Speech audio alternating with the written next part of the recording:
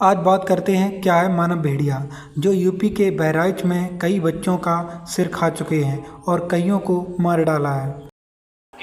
जबकि पड़ोसी जिले सीतापुर में एक की जान गई है। लगातार हो रहे हमलों की वजह से सीएम योगी को कार्रवाई का आदेश देना पड़ा। भेड़ियों को लेकर कई कहानियां और भ्रांतियां। जानिए आदमखोर भेड़िए के बारे में। तो भेड़िया 55 से 70 किलोमीटर प्रति घंटे की रफ्तार से दौड़ सकता है और अपनी शिकार जो उसकी शिकार होती है उसे पकड़ने के लिए 16 फीट की लॉन्ग जंप लगा सकता है। भेड़िया आधे घंटे तक बिना कुछ खाए पिए दौड़ लगा सकता है। 20 किलोमीटर के एरिया में जा सकता है। भेड़िया जो होता है वो ज़्यादा शक्तिशाली अपने अंदर से होता है, इसलिए वो आराम से दौड़ सकता है। एक रिसर्च में पाया गया कि भेड़िया कुत्ते की तरह अच्छा सुन सकता है और देख सकता है। भेड़िया रात में भी चल सकता है और आराम से देख सकता है। इसके सूंघने की क्षमता भी बहुत ज़्यादा होती है।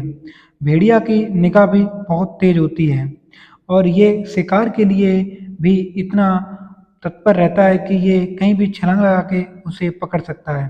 भेड़िया अमावस्या की रात कुछ ज़्यादा ही उतावला हो जाता है और ये बाहर घूमने लगता है रोडों पर, क्योंकि इसे शिकार चाहिए। भेड़िए के एक रिसर्च के मुताबिक बड़ी खासियत उनकी सुनने और सूंघने की क्षमता है। वो इंसानों की तुलना में 5 गुना बेहतर सुन पाते हैं। वहीं सूंघने की क्षमता की बात आती है तो वो इंसानों से 1000 गुना बेहतर सूंघ सकते हैं और वो कुत्तों की तरह ही ज़्यादा से ज़्यादा सूंघने की क्षमता रखते हैं। अमावस की रात सबसे अंधेरे की रात होती है। अमावस की रात में इनके लिए शिकार करना दूसरी रातों की अपेक्षा आसान होता है, जिसके चलते ही भेड़ियों को लेकर कई भ्रांतियां, जैसे भेड़िए चांद पर गुर्राते हैं, इंसान के खून के प्यासे होते हैं, वेयरवुल्फ या मानव भेड़िया एक मिथक क्रिएचर है, जिसको लेकर कई फिल्में भी बन चुकी हैं। दरअसल मानव भेड़ियों को लेकर दुनिया भर में कई तरह की मान्यता है। इतिहास की बात की जाए तो पोलैंड और बेलारूस जहां है वहां कभी नेउरी जनजाति थी।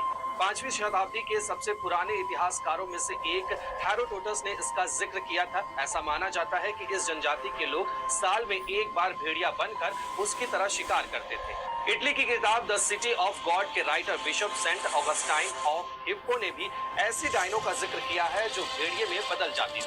हालांकि कई यूरोपियन इतिहासकारों का मानना है कि 1500 ईस्वी के समय लोग इंसानी मांस भी खा जाते थे। ऐसे लोगों को ही मानव भेड़िया कहा जाता